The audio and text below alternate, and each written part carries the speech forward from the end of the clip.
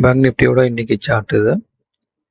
நம்ம 9:20 அந்த டைமில் என்ட்ரு ஆகும்போது பேங்க் நிஃப்டியோட ஸ்பாட் ப்ரைஸ் 46,382 இருக்கு.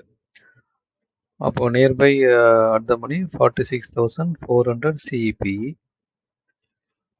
இது பார்த்தீங்கன்னா 46,400 சியோட சார்ட்டு. ஸோ 9:20க்கு 438 அந்த ரேஞ்ச் இருந்திருக்கு. ஸோ இன்றைக்கும் பார்த்தீங்கன்னா இந்த பர்டிகுலர் என்ட்ரியிலேருந்து ஸ்டாப் லாஸ் இந்த லெவலுக்கு நடுவில் நிறைய முறை அவங்களுக்கு போயிட்டு வந்திருக்கு. ஸோ இந்த மாதிரி போனாலே நம்மளுக்கு கண்டிப்பாக எல்லா ஸ்டாப் லாஸுமே அடிக்குது. இப்போது புட் ஆப்ஷன் பார்க்கலாம். பட் புட் ஆப்ஷனுக்கு ஒரு என்ட்ரி எடுத்திருக்கு. இந்த ஃபர்ஸ்ட் என்ட்ரி எஸ்எல் அடிச்சிருக்கு. அடிச்சுட்டு திரும்ப செகண்ட் என்ட்ரி எடுத்திருக்கு. அதுக்கப்புறமா இந்த இடத்துல வரலை.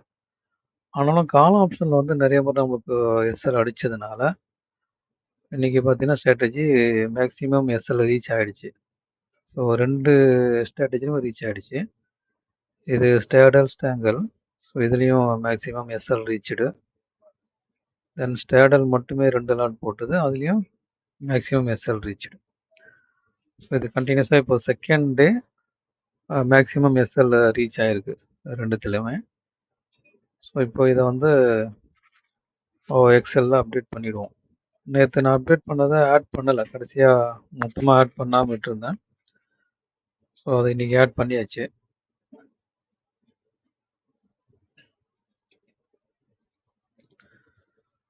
இப்போ இது வரைக்கும் 11 கவுண்டர்ஸ் வரைக்கும் வந்திருக்கு.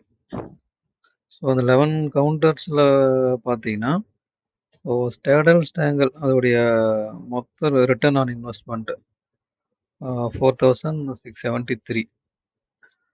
அதே நீங்கள் ஸ்டேடல் மட்டும் 2 லாட் போட்டதுக்கு சேம் இன்வெஸ்ட்மெண்ட் இதுக்கு பார்த்தீங்கன்னா 19,000 வந்திருக்கு.